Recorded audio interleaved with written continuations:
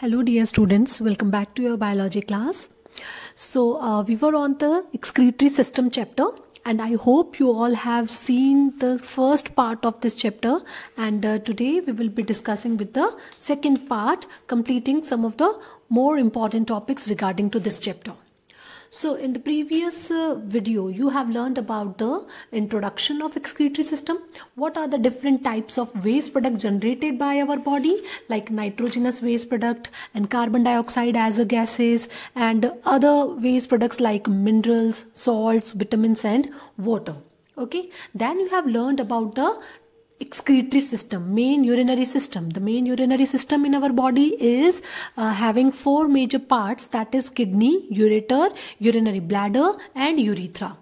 Then we learned that in the kidneys only the main process of blood filtration and urine formation will take place. So we have learned about the internal structure of kidney. So these topics we have already covered in the first part of the video, and now today we will start with the urine and its formation. Okay, so for the process of urine formation, you need to again understand the internal structure of kidney, basically the filtering unit present in the kidney called as nephron. Okay, so let's start with the quick revision of the first part. In the first part, you have learned that the main urinary system or excretory system of our body having four major parts in it. That is, we are having a pair of kidney. From each pair, a tube-like structure called as ureter will come out. Then a sac-like structure called as urinary bladder is there. And then a last opening called as urethra is there. So first of all, the renal artery will bring the impure blood. Here the blood will get filtered and the pure blood will again go back to the body through the renal vein. Then the urine will be formed in the kidney. The formed urine then through the renal pelvis, it will come into the ureter, and from both the ureters now the urine formed in both the kidneys will come into the urinary bladder, and now here the urine will be stored temporarily, and when the sac will get filled, now the body will expel out or discharge out the urine from this tube called as urethra. Okay, so the four major parts are kidney, ureter, urinary bladder and urethra. That you have already learned. Then we have discussed the TS और internal structure of the kidney. We have learned कि किडनी के अंदर दो major parts होते हैं, that is the outer portion is called as cortex and the inner portion is called as medulla. Medulla में बहुत सारे पिरामिड्स होते हैं जिनको हम बोलते हैं रीनल पिरामिड्स, और इन रीनल पिरामिड्स के अंदर फिल्टरिंग यूनिट होती है जिसको हम बोलते हैं nephron. So if we will enlarge that one nephron, so you can see here that yellow colored structure is the one nephron, and millions of these kind of nephrons are present in each kidney. Okay, so these are the main functional unit of the kidney, or we can say these are the main filtering unit जो कि blood को filter करती है. So basically ये जो nephrons होते हैं, they are covered by a network of blood capillaries जो कि blood को लेके आती है और purification के बाद वापस लेके जाती है. Otherwise the structure of one nephron is only that yellow convoluted structure. What is the meaning of convoluted? Means ये बहुत ही लंबा होता है, तो ये कुछ तरीके से folded structure के फॉर्म में प्रेजेंट होता है in the renal pyramids of medulla region of kidney. Okay, so again this was the last slide present in the first part of the video. We will again revise कि अगर हम kidney के अंदर internal structure की बात करें, सो दो major parts होते हैं इसके अंदर. आउटर पोर्शन को कॉर्टेक्स बोलते हैं, इनर को बोलते हैं medulla. So in the medulla many pyramids are present. You can see this is one renal pyramid, and in each pyramid in between the medulla and cortex, यहाँ कहीं पे इस पोजिशन पे बहुत सारे नेफ्रॉन्स अरेंज्ड होते हैं. सो अगर हम इन लार्ज पोर्शन एक नेफ्रॉन का देखें, so this is the structure of one nephron.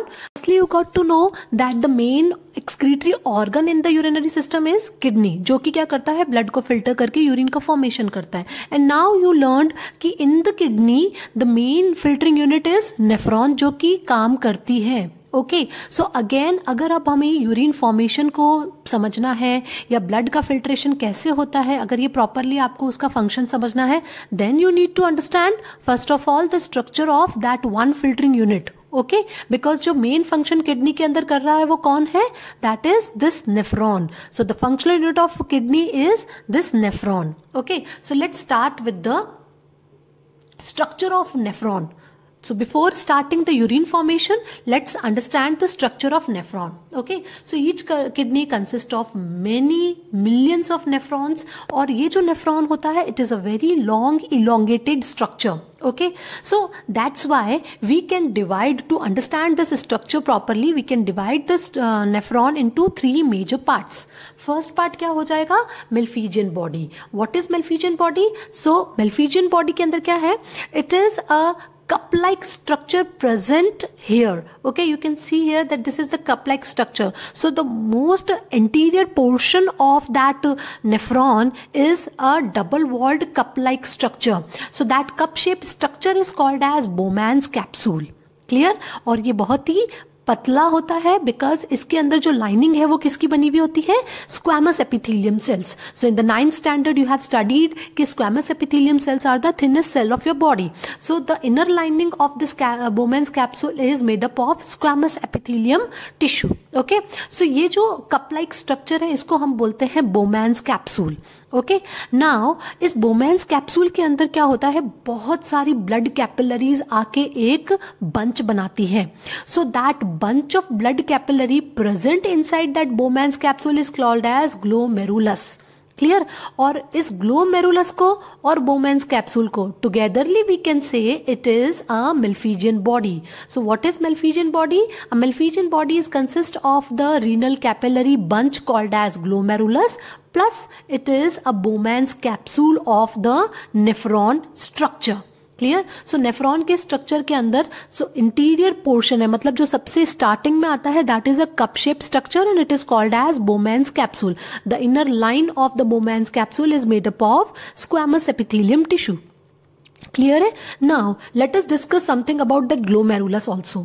So glomerulus के अंदर क्या होता है, एक afferent arteriole means the main renal artery जो है वो आर्ट्रियोल में कन्वर्ट हो जाती है और जो ब्लड लेके आती है वो आगे जाके बहुत सारी मल्टीपल पतली पतली कैपिलरीज में कन्वर्ट हो जाती है और इसको अब हम बोलते हैं ग्लोमेरुलस. और जो ग्लोमेरुलस से बाहर ब्लड को लेके जाती है उसको हम बोलते हैं efferent arteriole. Now the second part is that long pipe-like structure present in the nephron.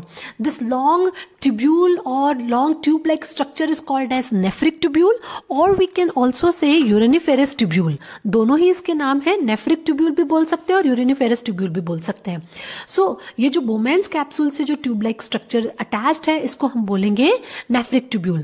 That nephric tubule is a very long coiled tubule structure. So we can again divide it into three major parts. Three major regions में अगर इसको divide करते हैं सो हम इनका क्या नाम देंगे, PCT, loop of Henle and DCT. Clear? So PCT क्या है, that is the portion which is connected to the Bowman's capsule. Bowman's capsule के जस्ट आफ्टर बाद जो पाइप लाइक स्ट्रक्चर है उसको हम बोलते हैं proximal convoluted tubule. Clear? So it is the initial part of the nephric tubule और ये भी बहुत हाईली कॉइल्ड होता है और काफी लंबा होता है और इसके अंदर कॉलुमिनार एपिथेलियम टिश्यू प्रेजेंट है.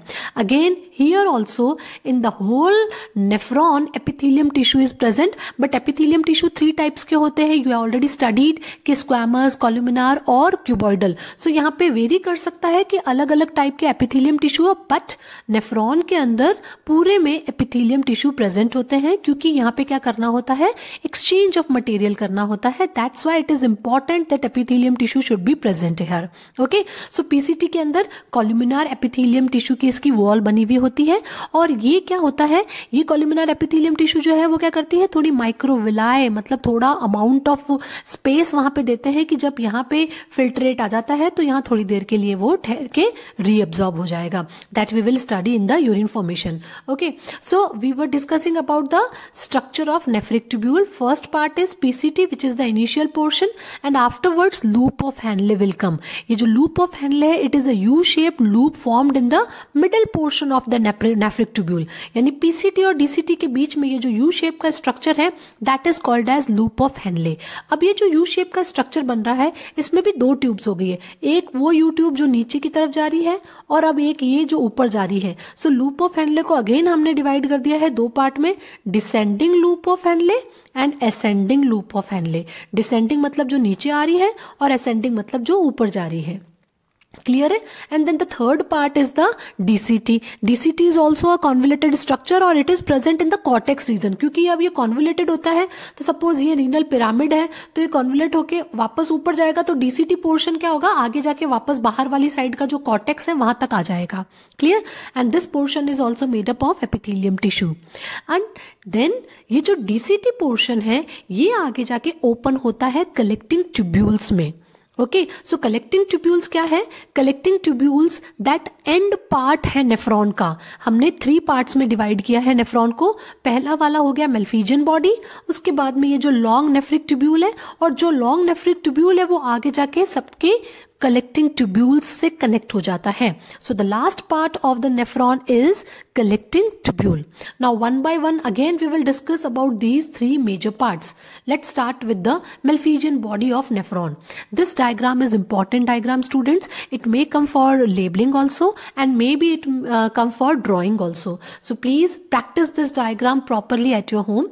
Now here you can see that this is the Bowman's capsule of the nephron. Okay, and यहाँ पे ये जो internal lining है it is made up of squamous epithelium tissue, जिससे कि आराम से जो filtrate है वो इसके अंदर enter हो जाए और material जो है वो नीचे filter हो जाए। Clear? Now here you can see this is the bunch of capillary called as glomerulus. Now afferent arteriole is the arteriole which will bring the impure blood into the glomerulus. So high hydrostatic pressure से जब ये blood आता है यहाँ पे, तो यहाँ से maximum part जो है blood का portion जो है वो filter होके नीचे आ जाएगा। 100% blood में से 90% जो है वो filtrate नीचे आ जाएगा, और यहाँ पे अब जो filtrate आ जाता है blood का उसको हम बोलेंगे glomerulus filtrate.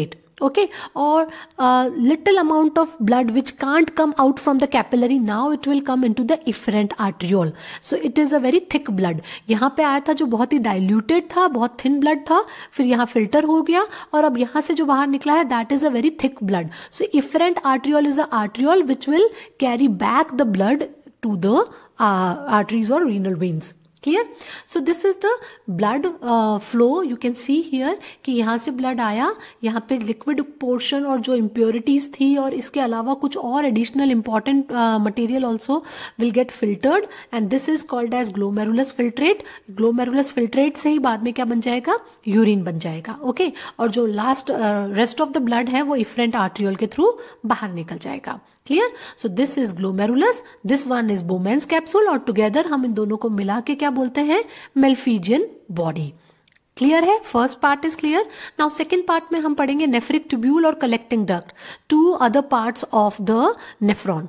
So here you can see ये जो कॉन्वोल्यूटेड स्ट्रक्चर पूरा येलो कलर का आपको दिखाई दे रहा है, this is the nephric tubule. And we have studied कि नेफ्रिक ट्यूब्यूल बहुत लंबा होता है, तो हमने इसको 3 मेजर पार्ट्स में डिवाइड कर दिया है. Initial nephric tubule is called as PCT, then U shaped structure in between the nephric tubule is called as loop of Henle. इसमें भी जो नीचे आ रही है वो है डिसेंडिंग लिम्ब, और जो ऊपर जा रही है उसको बोल दिया ascending limb. Okay, so this is called as loop of Henle, and afterwards this portion is called as distal convoluted tubule और DCT. Clear? And then the last part of the nephron is the collecting duct or collecting tubule. Collecting tubule किसे कहते हैं? ये जो nephric tubule है ये आगे जाके collecting tubule में अटैच होती है, और फिर मानो यहाँ पे एक और अगर नेफ्रॉन है तो सबकी कलेक्टिंग ट्यूब्यूल्स एक मेन पाइपलाइन से अटैच हो जाती है, and this is called as collecting duct.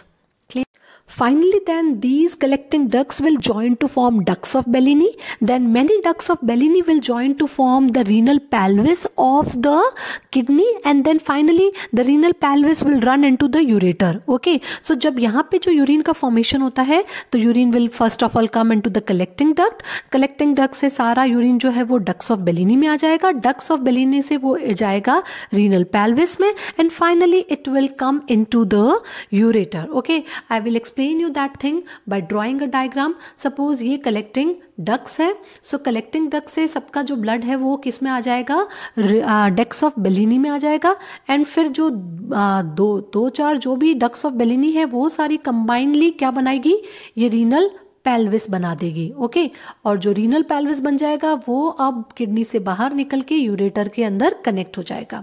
So somewhat this kind of transportation is happening in the urine formation. Clear? Now I think now the structure of nephron is clear to everyone. Now we can start with the urine formation. Come to the process in urine formation. So the process of urine formation is divided into 4 major steps. 4 step होते हैं urine formation के अंदर. Those 4 steps are ultrafiltration, selective reabsorption, secretion and excretion. Let's start with the first step, that is the ultrafiltration. So I explained you ultrafiltration in this Malpighian body structure also कि क्या होता है कि जो ये walls होती है glomerulus की और बोल की, they are very thin wall और very semipermeable in nature. So इससे क्या होगा, फिल्ट्रेशन हो जाएगा. ओके, सो क्या होता है कि यहाँ से एफरेंट आर्ट्रियोल ब्लड लेके आती है जो कि डाइल्यूटेड है और जिसमें बहुत इंप्योरिटीज है. So with that high hydrostatic pressure, hydrostatic pressure किसको बोलते हैं, the water content present in the plasma will means dilute the pressure called as hydrostatic pressure. Okay, and in addition to that, when that blood will come into these thin capillaries, so यहाँ पे क्या होगा, capillaries के अंदर भी diameter छोटा होने की वजह से वहाँ पे भी जो प्रेशर डेवलप होगा उसको बोलते हैं capillary pressure. So these are the main driving forces, जिससे अब क्या होगा, जो ब्लड का लिक्विड पोर्शन है जिसमें सारी इंप्योरिटीज भी प्रेजेंट है वो सारी की सारी यहाँ बोमेंस कैप्सूल की वॉल से फिल्टर होके इस पोर्शन पे आ जाएगी और अब इसको हम बोलते हैं glomerulus filtrate. So due to that high filtration pressure, now the 90% of the blood will get filtered, okay, and the maximum component of the blood will come here. In now our body don't want to waste such amount of useful things present in the glomerulus filtrate because यहाँ पे तो 90% of blood का component filter होके आ चुका है. So अब second step में क्या होगा, यहाँ से जितनी भी important materials हैं, जो भी हमारी wanted things है body की, वो सब अब body क्या करेगी, फिर से reabsorb कर लेगी from that glomerulus filtrate. Okay, so first step is clear. इसमें हमने क्या पढ़ा है, अल्ट्रा फिल्ट्रेशन हुआ है in the Malpighian body of nephron. And now come to the second step. Second step is, here you can see this is the first step which will happen in this glomerulus filtration. And now the second step is tubular reabsorption. यानी यहाँ पे जो glomerulus filtrate बना है जो कि अब PCT reason के अंदर आ चुका है, यहाँ इस रीजन के अंदर अब क्या होगा, our body can't afford to lose such a useful substances which are filtered in the glomerulus filtrate. So now it will get reabsorbed by the blood capillaries. So these blood capillaries are also called as renal capillaries, or we can say peritubular capillaries, or there is one more word called as vasa recta.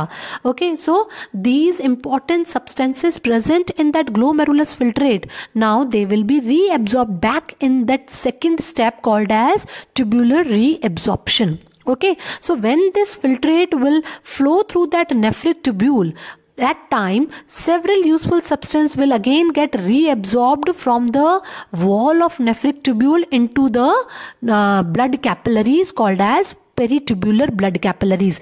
That's why these capillaries are situated very nearby to that nephric tubule, जिससे कि जो reabsorption है वो osmosis के through आराम से हो जाए. ओके, अब ये selective reabsorption किन किन चीज़ों का होता है, ग्लूकोज का होता है, अमीनो एसिड्स होते हैं कुछ इंपॉर्टेंट, सॉल्ट्स होते हैं, सम विटामिन्स होते हैं, and even the water molecules, because maximum water जो है वो यहाँ फिल्ट्रेट में आ चुका है. सो इतना वाटर लॉस बॉडी नहीं करना चाहती है. So even the water will also get reabsorbed by the glomerulus filtrate into the blood capillaries. Okay, so अभी यहाँ पे आपको 2-3 important पॉइंट्स जो है वो रिमेंबर रखने हैं. दैट इज कि ये जो नेफ्रिक ट्यूब्यूल है it is very long, PCT है, लूप ऑफ हेनले है, डीसीटी है, वी हैव ऑलरेडी स्टडीड. सो अब जो रीएब्जॉर्प्शन होता है वो कहाँ पे किसका होता है, maximum reabsorption will be means completed in the PCT region only. 65 to 80% जो है वो यहीं पे रीएब्जॉर्ब हो जाएगा. क्या क्या रीएब्जॉर्ब हो जाता है, जो ग्लूकोज के मॉलिक्यूल हैं, अमीनो एसिड्स हैं, कुछ मिनरल्स हैं, and even our sodium, potassium, salts हैं, वो सारे रीएब्जॉर्ब हो जाएंगे पीसीटी रीजन में. And when the filtrate will come here, so descending loop के अंदर आने के बाद में अ little amount of water will also get reabsorb, क्योंकि ये परमिएबल है तो पानी यहाँ से बाहर निकल के रीएब्जॉर्ब हो जाएगा. बट जब ये फिल्ट्रेट अब असेंडिंग लूप में आएगा, सो असेंडिंग लूप का इंपॉर्टेंट पॉइंट ये है that ascending loop is impermeable to water molecule. And this is an important question. ये पूछा जाता है कि नेफ्रिक ट्यूब्यूल के अंदर या नेफ्रॉन के अंदर कौन सा रीजन वैसा है जो कि इम्परमिएबल है वाटर को. So that is the ascending loop of Henley. Okay, ascending limb of loop of Henley. Clear. So ascending loop के अंदर से पानी तो बाहर निकल नहीं सकता क्योंकि ये इम्परमिएबल है, but some of the minerals like sodium, potassium, calcium, they will get reabsorbed by the capillaries. Now the filtrate slowly will come into the DCT region. अब DCT region में आने के बाद में some of the salts called as sodium ion and they will get reabsorbed, and अब जो water molecule, जो extra water molecule यहाँ present है उसको भी reabsorb कर लिया जाएगा. So ये जो reabsorption of sodium ion और water molecule जो होता है ये सारा hormonal control होता है. Okay, अगर यहाँ पे ज़्यादा पानी है उसको वापस reabsorb करना है तो माइंड जब हार्मोन सिक्रीट करेगा, सो उस हार्मोन के एक्शन से ही वो चीज परफॉर्म होगी. और इवन यहाँ पे सॉल्ट अगर जाता है तो उनको वापस रीअब्सॉर्ब करना है. That will also be done due to the action of hormone. So the two main hormones which will control the concentration of the urine, that is aldosterone and anti diuretic hormone, that I will explain you in the next video. In the next video we will discuss about the hormonal control of the urine formation, and then we will discuss about the osmoregulation done by the kidney and some of the more important topic like renal failure होने पे क्या किया जाता है. Okay, so reabsorption is clear to all of you. You can see here in this diagram also it is showing the reabsorption in the different parts of the nephron. Okay, like PCT के अंदर क्या होगा, glucose हो जाएगा, amino acid हो जाएगा और sodium और ये आयंस हो गए. Then it will come into the loop of Henle. Loop of Henle में डिसेंडिंग लूप से वाटर बाहर निकल जाएगा. असेंडिंग से वाटर नहीं निकलता है तो थोड़े सॉल्ट बाहर निकल जाएंगे. और जब डीसीटी में आएगा तो जितने भी वाटर मॉलिक्यूल्स हैं वो सारे बाहर निकल जाएंगे. मैक्सिमम वाटर का रीएब्जॉर्प्शन जो है वो कलेक्टिंग ट्यूब्यूल और डिस्टल कॉन्वोल्यूटेड ट्यूब्यूल में होता है. ओके, सो रीएब्जॉर्प्शन के अंदर ये कहाँ पे कौन सा पोर्शन रीएब्जॉर्ब होता है वो आपको थोड़ा लर्न करना है. Clear. Now the third step is the secretion. Secretion का क्या मतलब है कि सपोज यहाँ पे सेकेंड स्टेप हो गया. We can see in this diagram the 4 major steps. First step is here given here कि यहाँ पे अल्ट्राफिल्ट्रेशन हो गया, देन सेलेक्टिव रीअब्जॉर्प्शन हो गया. थर्ड स्टेप में क्या होगा कि अगर इस ब्लड कैपिलरी में स्टिल अगर कोई भी वेस्ट प्रोडक्ट प्रेजेंट है, for example a little amount of ammonia या यूरिया या यूरिक एसिड और creatinine, if it is present then it will be secreted back into that nephric tubule. Okay, in any how any condition में कोई भी additional waste product still अगर अभी वो इसमें प्रेजेंट है तो उसको सिक्रीट बैक कर दिया जाएगा and that is called as third step. So अब यहां तक आते आते अब क्या रह जाएगा, केवल और केवल ये यूरिन होगा विद ऑल द इम्प्योरिटीज, क्योंकि इसमें से सारे ही यूजफुल प्रोडक्ट्स को रीअब्सॉर्ब कर लिया गया है और कुछ अगर एडिशनल वेस्ट प्रोडक्ट थे तो उसको भी सिक्रीट बैक कर दिया गया है. So finally we can say that the fourth step is the excretion of the urine that will be done through the passage that we have already discuss. कैसे passage आएगा कि कलेक्टिंग डक्ट से ducts of Bellini में आएगा, then renal pelvis में, then ureter में, then वो आ जाएगा यूरिनरी ब्लैडर में, and then finally it will be excreted out through the urethra. Clear है? So we have discussed the 4 major steps of the urine formation. Now hormonal control of the urine formation I will explain you in the next video. Till then revise this portion from your book and solve the question answers present in your book. Thank you so much.